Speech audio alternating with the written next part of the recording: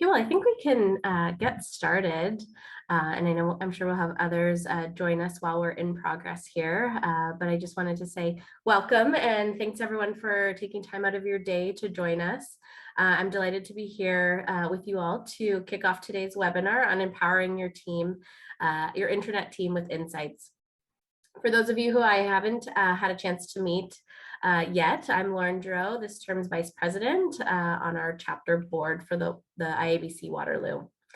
And while I know we have many members here today, we do have some folks who are new to IABC. For those who are joining us, the International Association of Business Communicators is a global network of communication professionals committed to improving organizational effectiveness through strategic communications, bringing you and communicators professional development and events such as today's webinar.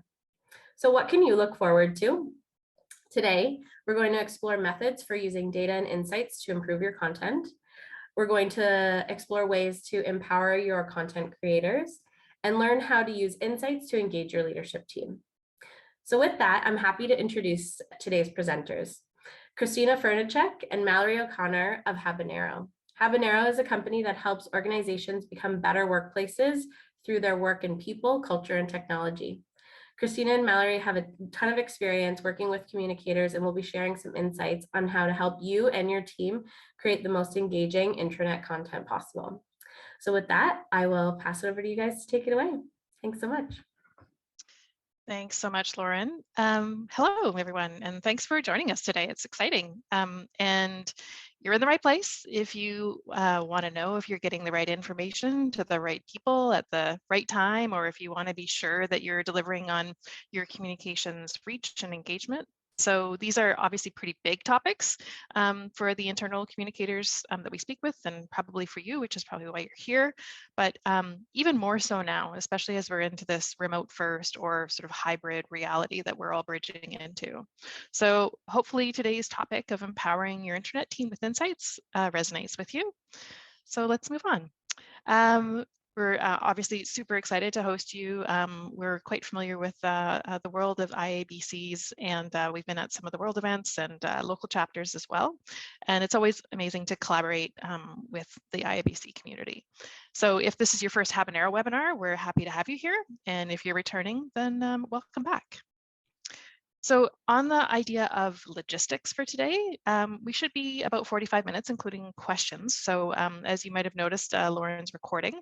So you can always send this recording around to some of your colleagues if it's resonant for you, or if it was super compelling, you could watch it again and again. But we will have a few minutes for Q&A at the end. So if you have questions, please make note of them or enter them in the chat. We'll try and monitor them. If we can't get to everything today, we'll try and get back to you with follow-ups. And lastly, if you're interested in any topics around the workplace technology and what drives them, as well as people, culture, collaboration, engagement, these are all the areas that we work in. You can just go to habaneroconsulting.com, and our newsletter is there if you want to sign up. So let's get to some introductions then. My name is Mallory O'Connor. I'm the practice lead for our culture and transformation work. I've been in this space of workplace experiences with Habanero for the last 15 years and really focusing on organizations to improve their employee experience, their connection to purpose, their culture, and how organizations can adjust to a changing world. And Christina, I'll let you introduce yourself. Yeah, hey, thanks, Mallory. I'm Christina. I'm the product manager at Habanero for both our Go Intranet in a Box product for Microsoft 365 and our new analytics product built for communicators to measure and improve their content engagement. I've been at Habanero for 7 years and working kind of at the crossroads of digital and communications for a little slightly embarrassing 18. So long time in this space. So if this resonates with you, that's great. When we think about what we do at Habanero, it really comes down to bringing life to work. This is about the commitment of the work that we like to focus on and how we work together. And I think as communicators, that's ultimately what you're aiming to do as well, is bring life to work for the employees in your organization. So now with that all out of the way, let's dive in. So we've been working with communicators at Habanero for we've been around for 26 years, and with at the heart of workplace experiences, communicators are right there alongside us. And we're helping with reaching employees with the most effective, meaningful, timely, high value intranet content they can. And so recently we've been doing a bunch of research specifically to understand the tactical and strategic challenges facing your environment right now.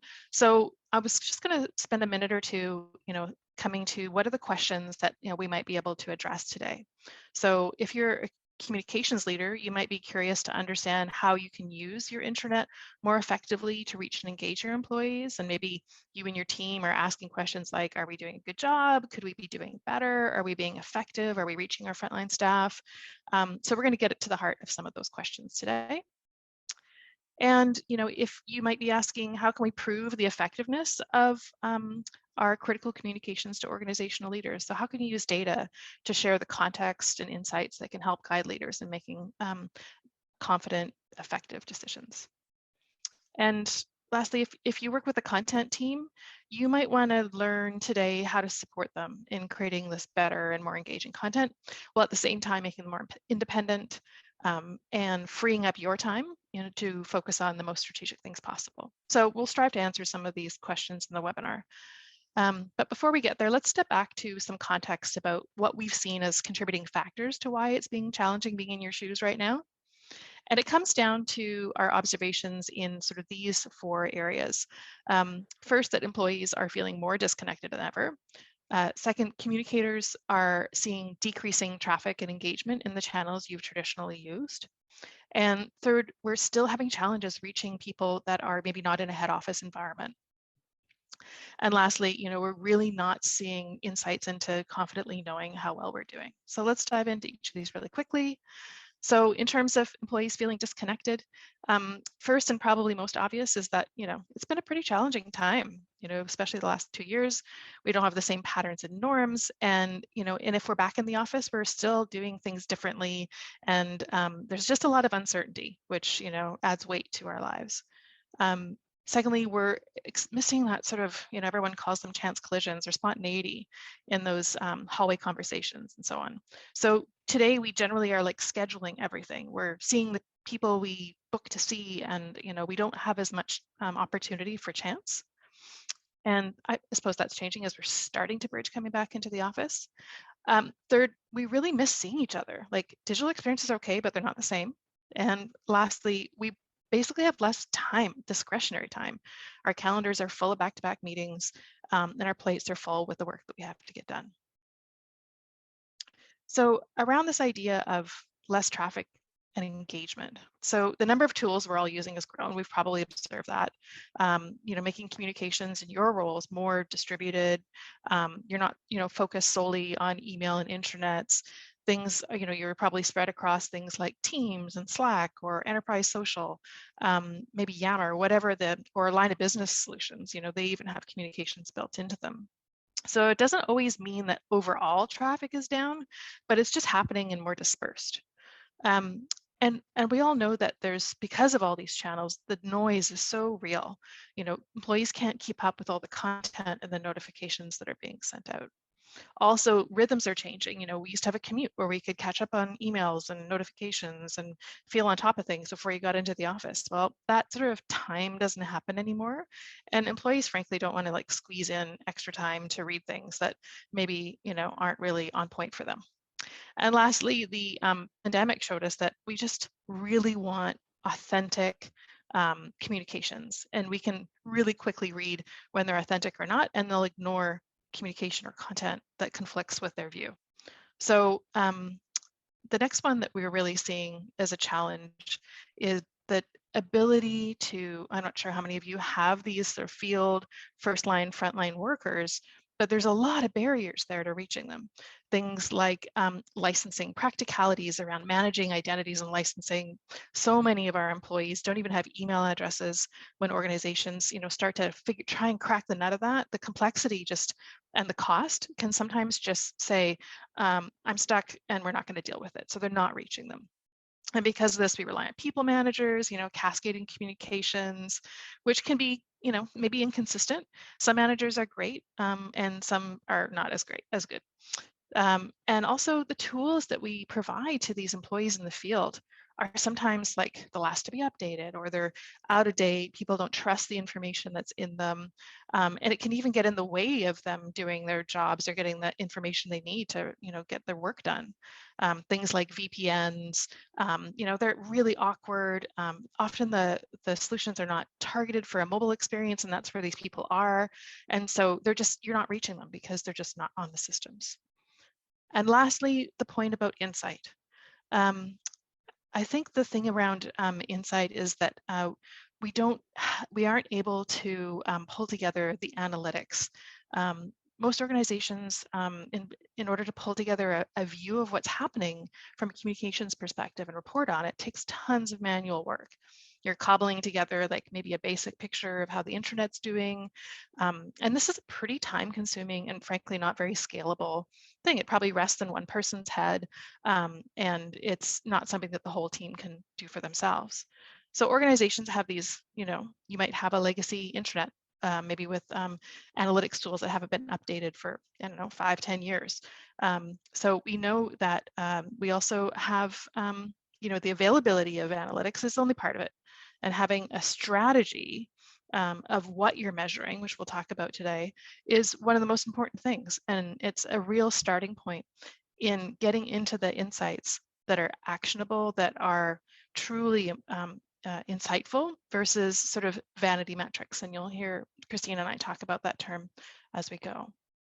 So we're going to take a moment here just to get you to enter your responses into the poll. The challenges that we mentioned around disconnection, engagement, frontline workers, and insights, really curious about which one of these resonates with you the most. So Lauren, I'm not sure if you're able to put the poll up or people are experiencing that. There we go. So maybe just throw your answer in there, and be really interested to see how that resonates with you.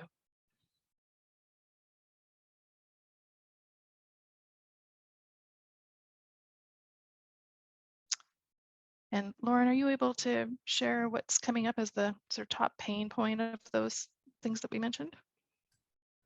Yeah, right now, D is in the lead. We just don't have enough insight into our effective tools, and then employees feeling disconnected.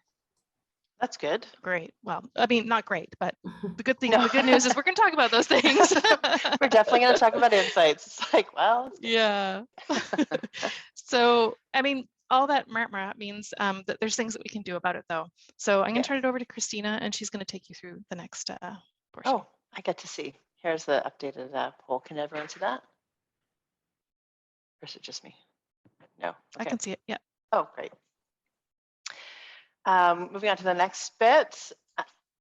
I guess all of that seems very doom and gloom, and I guess it kind of begs the question: well, what do we do from here? Like, where do we go? How do we handle this? How do we tackle things? And I think it's more important than ever to know what's working and what's not. Really pausing and taking stock of your goals and priorities, and then mapping them to ways to recognize when you're doing well and making progress, and where you may be, wasting that valuable, precious time on distractions. In our research, we heard it over and over again that yes, communicators want to be strategic and use data. And I think they have the capacity, knowledge. It's just not happening as much as they would like. This is a quote, and I've heard lots of quotes like this in the research. This is where we always struggle. Our best intentions are to go back, analyze the data, and use it to our advantage, but we just haven't actually gotten there. It's just with the day-to-day busyness, I think it's a miss on our end. I feel like it's airing a bit of communicator guilt by sharing quotes like this, but there's true recognition that there's value being left on the table, and a sense of kind of guilt for not getting ahead of it, and kind of an growing expectation of the needs around proving it with data. And the data really can help. It's not a silver bullet. It's not going to remove the need for a communicator in the organization. It's it's a shifting model, though, that considers your goals and key results, and then where you invest in things that will allow you to have that biggest impact. Data can drive strategy engagement, be used as a sort of storytelling device to bring those insights to life and help empower or push back on your content teams. I have a feeling many of you have already brought something around the power of data into the work that you do. And I'm hoping that the next bit here will just go deeper into helping you use those data-driven insights. And we'll even share some tactical tools for you to consider on how you can level up your employee communications data game. It's probably something you've heard on repeat, but all good measurement plans start with your strategy. But what we see is that the trick is mapping strategy down to those measures that matter versus what's just available.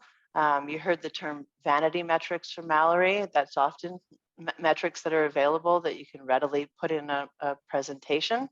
So we got to make a move, because that good data will elevate those decisions, but recognizing it's a journey to move toward more impactful and strategic measurement models. I feel one of the biggest mistakes is starting kind of at the bottom with what you have available, like with your analytics tool or with your intranet analytics, and then working back up to your goals. But really the best measurement plans start at your organizational goals and sort of ladder down. And once you start mapping these measures in a meaningful way, it really helps your team make better decisions on where to invest that precious time, and helps you avoid reporting on those vanity metrics that may be easy to measure but not meaningful. It may not be conveying the value of the work that you're doing either. So I'm going to pull out a simple model to look at mapping goals to measures. This is one I think that sort of brings the story together. We all know we need to start with a goal instead of what's available to measure. Probably we're going to repeat myself on that a few times. So what do you want to achieve? What in the world that you want to do? And then thinking about how do you know you've done it? Like exhaustive evidence on where you can understand, have you been successful or not? Now, when we're thinking about evidence, it doesn't necessarily need to be tied to measures that you have. It can be anything, physical, in person, counting, just how would you know? It could be anecdotal, but how would you know you've moved the needle on that goal? Then when you think about the next step, kind of drilling down each of those pieces of evidence and mapping them to possible measures. Now, the trick is here not to think about what you have, but what you could need, and really kind of how in the world could I measure that evidence moving up or moving down? Could it be sending out a survey? Is it a manual process? Is it an automated process? How do you translate that evidence into something you can track? And that exhaustive brainstorm helps you think a little bit more creatively about what potential measures are out there.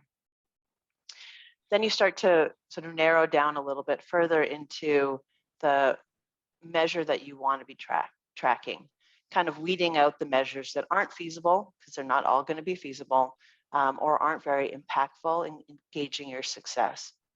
Another thing that you need to consider, is it actionable?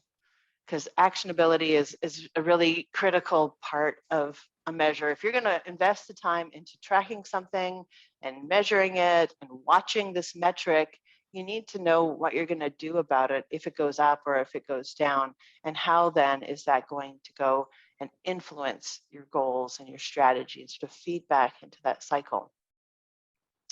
A model like this always works better with an example.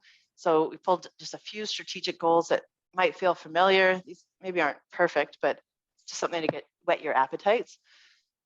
We talked a little bit about, reaching frontline staff so they feel informed or less siloed, or fostering deep connection to culture, helping employees engage with your organizational strategy, maybe your purpose or your priorities, contributing to a sense of cross-team collaboration. We know that's a problem in sort of this hybrid workplace. None of these are about page views. We're looking at higher order impact to the business and to the employee's experience. So going back to the model, I'm going to grab one of those and we're going to map an example just to sort of crystallize this idea. So taking this high level goal of increasing employee connection and calling back to Mallory's slides around the problems that the communicators face, we know that we're in a time of, extreme importance in facilitating and supporting connection for employee retention, reducing burnout, supporting culture, a ton of things that can be laddered up to an organizational priority around employee connection. So how does that map? Well, when you start thinking about evidence, what evidence could exist that employees are connecting with each other? Now, we've pulled out one example here of increasing online conversations, but that's not all. Like attendance to your events, like in-person events, how many people are coming into the office? Really being exhaustive of what kind of evidence shows to you, and this is a bit of a hypothesis, that people are connecting. So once we pick one, I'm going to use one that is connected to the story we're telling today, increasing online conversations. What are measures then that map back to demonstrating increasing online conversations? Well, comments on news articles is an example. I'm obviously picking ones that we will tie together all the way through this webinar, but it could be anything. Like it could be Teams conversations, it could be conversations on Yammer, anything that sort of gives you a sense that you're having increased conversations online, and that ties back to that goal of increasing employee connections. So if we take that example of comments on articles, then we can then start thinking about, well, what are we going to do about it? And that's really when your measures start to have impact. So if you're measuring comments on news articles, you create a little bit of a benchmark. Now, some tactics could be, encouraging leaders to comment more, trying to drum up those conversations online, and then seeing, does that actually have an impact on the stories where they're commenting, and kind of tracking that measure and then feeding it back into this goal. This model is simple, but it really is a powerful way for you to map your measures to your goals. And it doesn't take that much time to kind of do this brainstorm. You can sort of take a Friday afternoon and just do it on a mind map on your desk if that's a good way for you to think. But this idea of doing an exhaustive brainstorm of evidence and measures really lets your brain think a bit more creatively and start sort of kind of your juices flowing around what measurement can look like. So now I've spent all that time talking about your unique organizational goals and mapping to your measures, but now I'm going to dive into one measure that we think applies to most internal communicators, content engagement, and why views and visits are just not enough. So I want to start by defining what I mean by content engagement. And I think this quote is kind of interesting. If you don't have engaged employees, they're not going to care about the things you're putting on the internet or the CEO message. They just show up, they do their job, they get paid, then they go home. But if you do have engaged employees, then they care about your company and they're willing to make it a better place for everyone. I think the culture is what drives all of that. I like this quote because I've seen it in reality. I sort of feel like I live it at Habanero.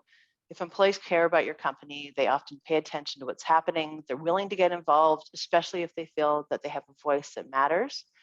So how do you take that like insight and move it into a meaningful measure? We've taken it as a way to define content engagement. Our perspective is that content engagement is representation of users, in our case, employees, who encounter content and how they respond to it. Rather than just looking at page views or even likes or comments in isolation, content engagement expresses a meaningful response to your intentions kind of as a whole.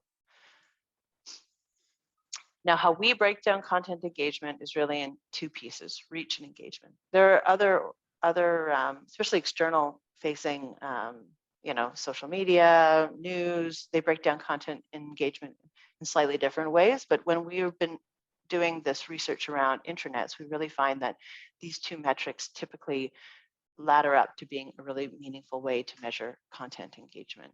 So what do I mean by reach? Reach is, I promise there's not going to be so many equations, just a few, bear with me. Reach is the number of employees that have visited your page over the number who have access to visit the page. In many organizations, as we had talked about, like some employees don't even have access to reading news articles on your internet. So reach shouldn't be based on reach should be based on the actual employees who could access that article. That can be a bit of a tricky one for communicators to know, but when you start to narrow things down in meaningful ways, this is when you derive a little bit more value. And then the next level of reach is really breaking down segments of your audience for deeper insights into particular groups, targeting by location or by role or by department. If your intranet supports that level of targeting, segments can be a powerful way to learn about your different audience, to get better insight into them. But reach alone is not enough. You really do need to go a little bit further. Success, another quote, I love these quotes. Real people make things so impactful. Success is not just that they took the time to hit like, but they also took the time to comment. That tells us this resonated because it motivated them enough to spend a few extra minutes on the page and actually say something about it. As this research participant calls out, likes and comments are a powerful indicator of motivation and engagement.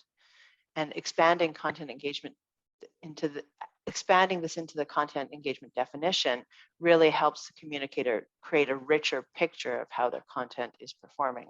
So how do we pull in likes and comments? Well, the way we look at engagement is we consider the number of employees that reacted or commented on your page out of the number who actually visited that page. Once again, trying to sort of benchmark in the audience. If you break engagement down further, then we have sort of two components. We have reactions or the likes, depending on your tool, and the kind of conversation rate or responses, which is the number of comments, once again, over the unique users that visited that post. Using a ratio like this helps you compare engagement on a post with less traffic to a post with a lot of traffic. Using raw measures like likes or comments doesn't allow you to meaningfully compare one article to another. Okay, so definitions aside, you can save those and bookmark them if they're meaningful for you. Now, how do you bring it to life? How do you use a visual storytelling to take these ideas and really create that compelling story? And I hear this a lot. As a team, we're trying to be a lot more strategic about how we invest our time in creating content. So how do we make that happen in a sort of visual way that you can express to leadership, to your stakeholders? And the visualizing of data, I think, is one of the most powerful ways for you to define patterns in the content's performance and turn those into insights and stories, especially if the insights are tied to, as we should, right? Tied to those higher order goals in your organization. So you're not picking just vanity metrics, you're picking things that are meaningful. And much easier to get alignment around correcting your direction or celebrating your success. And it also helps you with the sort of prove it factor, so that others in your organization that may not be communicators, may not be familiar with your problems, can help your team push back on maybe publishing another IT announcement or HR update that you just don't have time for and is not getting them the impact that they're hoping for either. So I want to present this sort of 2x2 matrix as one way that we've seen work well in visualizing content engagement. So we're going to take those two measures, reach on the vertical axis, kind of going bottom to top. So if you hit all 100% of your employees with a news article, that would be your top of your reach.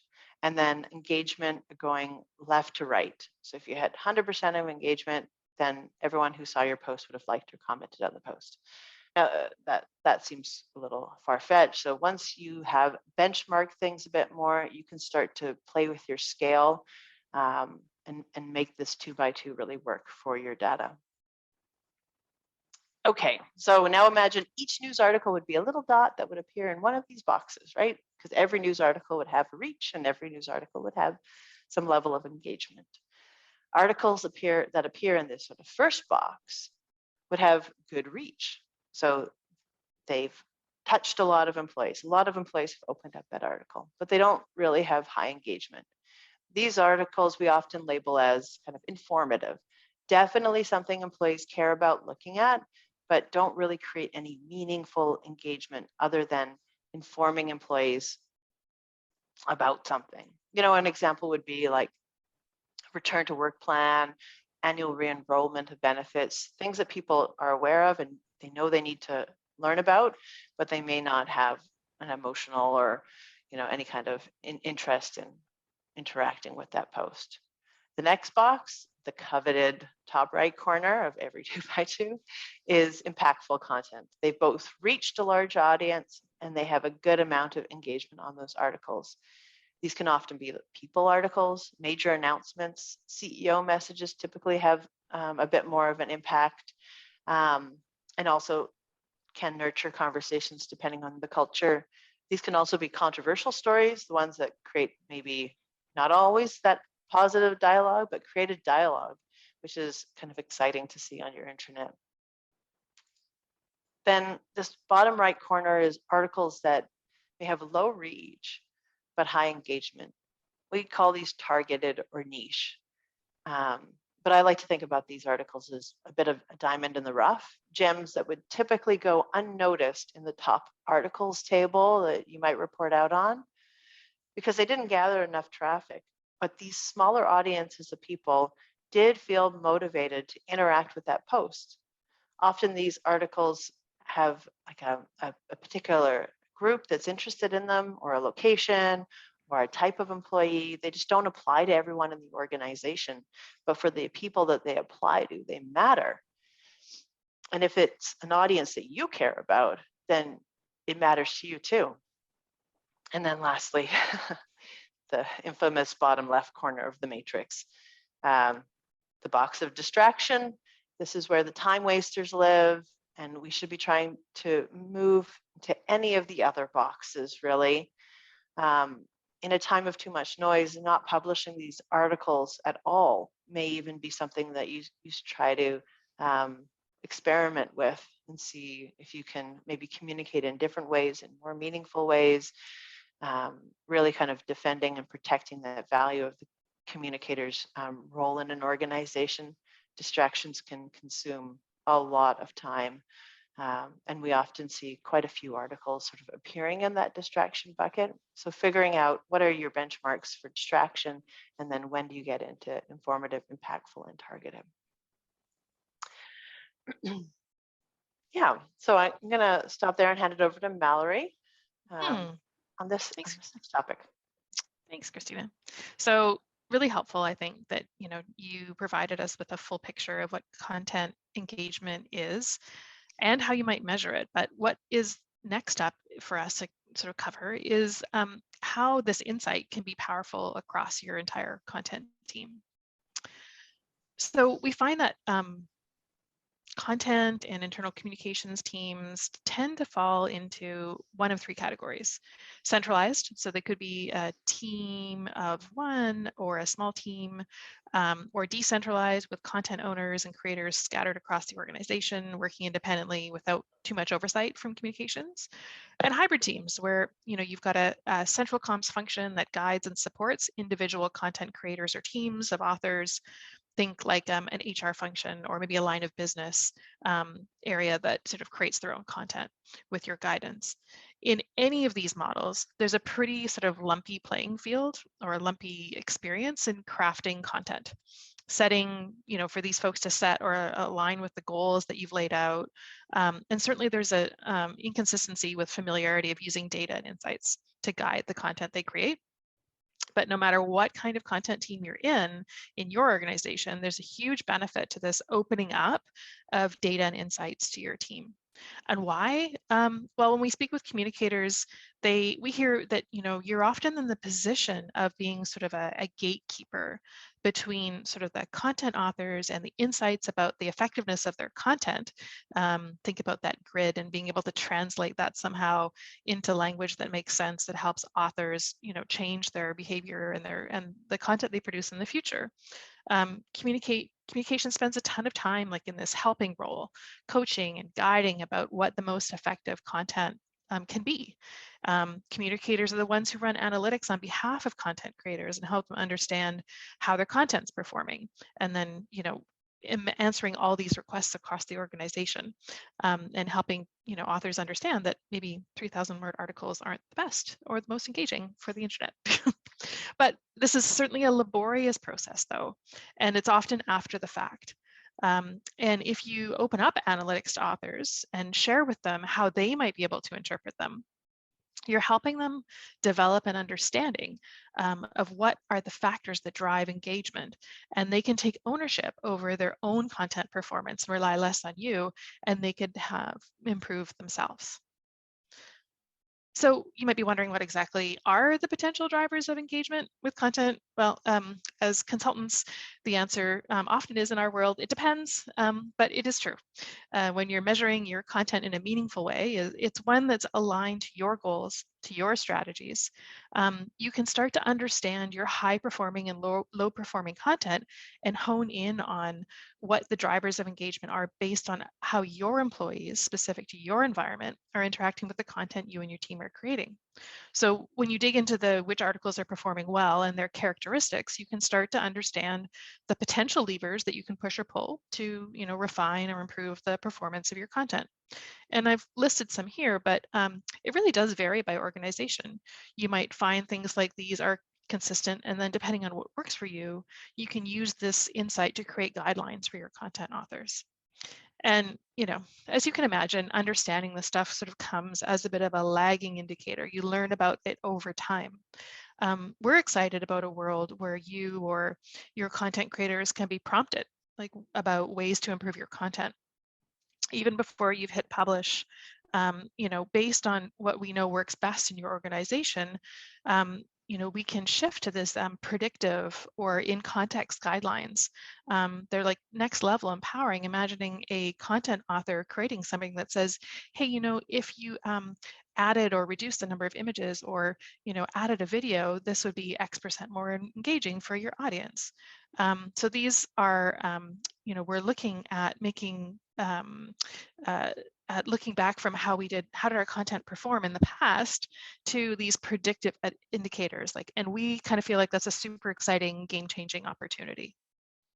And if we do that, ultimately opening up this access to an understanding of content engagement and performance, this is where you can empower your team. What it does is it democratizes the creation of great content across your organization, and it gives your authors access to the insights that they can drive themselves to make better decisions and more strategic decisions.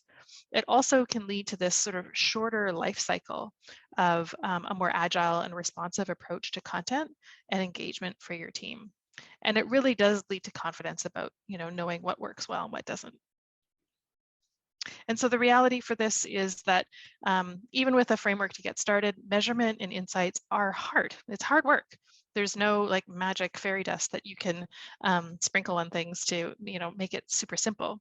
And there are pitfalls that hold communicators back today from being successful. Unlike, some external communications tools, there's these types of metrics that are already built in. It's all in one system, you can compare, but sometimes inside an organization, your data, get smattered all over the place, hard to compare. It's a lot of manual effort, as we mentioned, and, your time is precious. So I'm going to turn it over to Christina to talk about what an alternative future could be. This is really not meant to be a sales pitch. This is meant to be a research plug. So this next section is all research plug, because we would love to get folks like you to share your perspective with us. We've already done a ton of research, and we're continually trying to bring in more communicators to help us understand, is this problem impactful, and are we solving it in a way that's meaningful? So we've taken some of these insights and we're turning them into a tool called Content Engagement Analytics, specifically for Microsoft 365. We're aiming to solve those problems that Mallory outlined and push kind of an easy button on data analytics, at least for internal news style communications. And in this next section, I'm going to kind of give you a peek behind the curtains of some work that's in development. We're hoping, as I said, we're hoping to get more feedback from communicators like yourselves. So if you are interested in this type of work and you're interested in sharing your opinion or learning more, we'll share some information at the end. So please do reach out. So our plan for content engagement analytics is really to help with three primary things. First, collecting and measuring content engagement for communicators, making this automated, not manual, taking that manual work away from the communicator.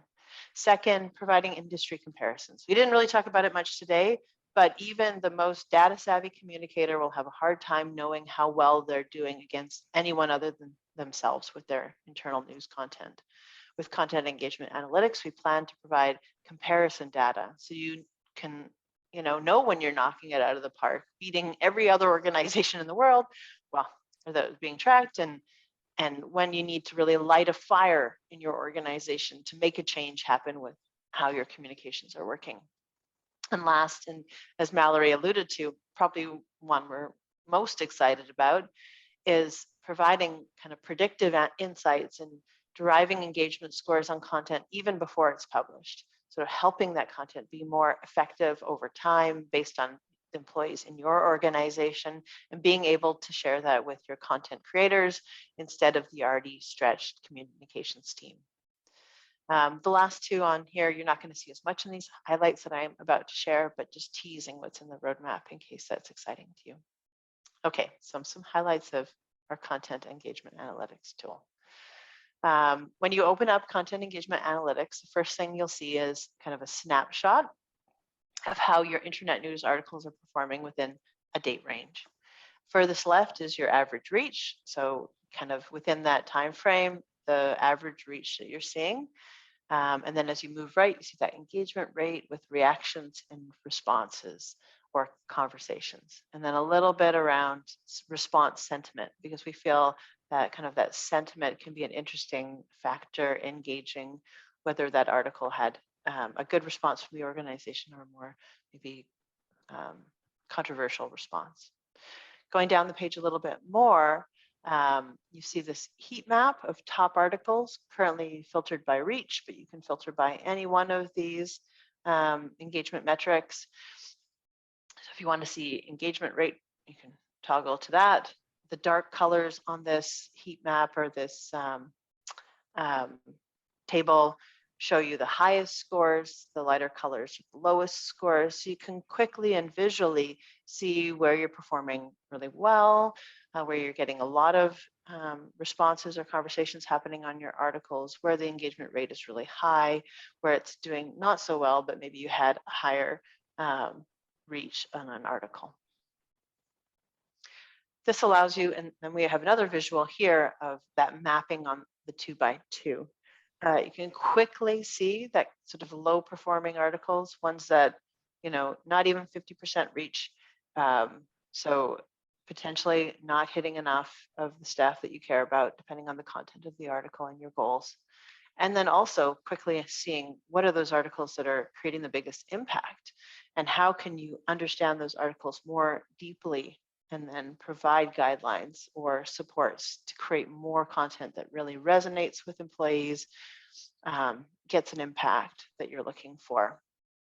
So if I were to click into one of these articles, providing and receiving effective feedback, you can sort of see more details about that article, its specific reach, its engagement score, the sentiment of that article, something that I think communicators get excited about, just that text analysis. Nothing too over the top, but for non-communicators, they're not thinking about readability, they're not thinking about word count. You sometimes see articles with like way too many acronyms. They haven't even considered that, but that's just innate to a communicator. So if you're able to share a tool like this with your content creators, they suddenly can understand what they might be doing to boost or sort of hurt the content they're sharing with employees.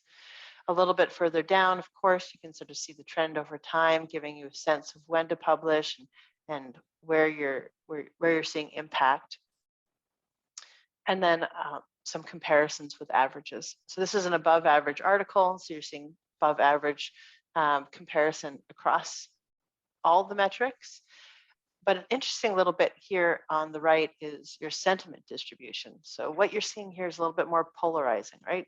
You have above average, extra happy faces, but a little above average in the extra sad face. So that kind of gives you a sense that this might be actually something that requires a little bit more follow-up, uh, maybe some conversations that need to be engaged with as well. So really just kind of creating a place for the communicator or the content creator to come in, understand how their content is performing in their organization, and then react more effectively to it. A few more metrics as we go down the page, some growth in daily generated. But I really wanted to sort of just give you a snapshot of what we're doing and where we're going with this tool for communicators, just to see if we can get a few more research participants into our funnel. Over to you, Mallory. So with all this today, hopefully we're providing you with, some kind of a starting point wherever you and your team are at in your content engagement journey. So key takeaways for today are really around helping you understand where you are and where you might want to go around your sort of goal setting and measurement journey. And then, understanding of how engagement can be expressed and how you might be able to start to measure it, and how you can use data to lean into storytelling and context setting for conversations you might have with your executive team and also with your content authoring team, so that you can use data persuasively. And ultimately, we're looking at this goal of democratizing insights across your organization. So as we mentioned, we're looking for support and insight from specialized folks like yourselves to help us shape the product. And if you go to the next slide, Christina, if you're interested in signing up for doing some research with us, we'd love to hear from you. There is we'll buy you a couple of coffees, just to make it worthwhile as a thank you. But that's where all the content we have for today. And I know we've gone a couple of minutes over. So Lauren, hopefully we still have time for a couple of questions. Yeah, absolutely. I did receive, and sorry, the office phone decided to start ringing now in this huddle room I'm in. Of course so it did. Apologies. 1 second. Yeah, so one of the questions that I received was, where would you, for those who maybe don't have a robust intranet with metrics like you showed, where would you suggest someone start in terms of establishing a baseline if all you really have access to is likes and views? Well, likes and views kind of are the foundation of reach and engagement. So likes and views can be a starting point. And then if you have an idea of who is in your company and how many people have access to the internet, those kinds of metrics can still be manually kind of driven and created. If you have any ability to sort of export likes and views, you can pop it into an Excel spreadsheet, and that can be a nice way to do your quarterly reporting, kind of leveling up those insights instead of just reporting on likes and views. And if you're not quite ready for like quarterly reporting that way, even just doing that may give you insights into some of those more niche or targeted articles that may have higher engagement than you think. And it creates a bit more comparison between articles when you're using sort of higher order metrics. That's great. Just a question from another one from our chat from Peter. Our best content creators will value the insights for data. Do you have any suggestions for bringing more reluctant or insecure communicators on board with using feedback? What do you think, Mallory? I think part of that reluctance can come from a bit of fear, and change, to be honest.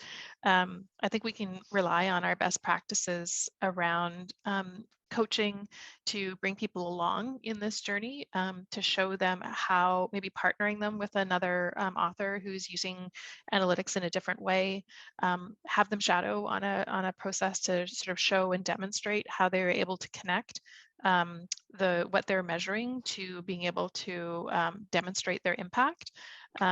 Maybe even encouraging them to address more strategic questions, and it sort of forces them to rely on a new way of thinking. So I think it's a little bit about putting them in the scenario of, having to do the work from a new perspective, but supporting them, and meeting them where they're at, understanding their like fear or reluctance or what have you, and help them understand how they can connect their insights to maybe a more strategic decision or something they really value, so that they can be, be able to tell a story using data in a new way. Yeah, that's great. I guess that goes to one of the other questions of how often would you recommend that content authors review their analytics and metrics and pivot some of their plans and plan their content out? What would be a rhythm you would suggest for that? Well, doing the consulting, it depends. It really does depend. So your organizational life cycles can really influence the kind of reporting and how frequently you're reporting, because you want to be hitting stakeholders in your organization that can influence what's happening with your intranet or your internal communication. So if they're meeting quarterly, it's good to kind of be on their docket quarterly. If they're meeting once every 4 months, then you may want to kind of go term based. If they're meeting monthly, even trying to get some of those metrics into their in front of them monthly. I'll often see intranet managers kind of sending out a monthly report and kind of collecting a list of stakeholders in their organization or content creators and kind of sharing that out. That can be quite sort of an effective way to keep it on top of people's minds, because the intranets aren't always super high on folks' lists, and they sometimes miss that value. And the other thing about the reporting is really crafting some insights to go along with it. If people are seeing sort of the same graphs or same charts all the time, it doesn't become meaningful. So adding even just a few bullet points about what they're looking at can have more impact than really making it happen on a regular basis. For an intranet manager personally, like, as long as you're popping in there kind of on a regular basis, as frequently as you have time for, once a month, once a week, just to take a quick look at some of your critical metrics, I think you're doing better than most who maybe don't even look that frequently. Perfect. Well, I think we're just about at the top of the hour. Unless there's any other questions that come in, I will take this as our opportunity to wrap things up, but wanted to first off, thank you guys so much, Mallory and Christina, for a highly informative webinar.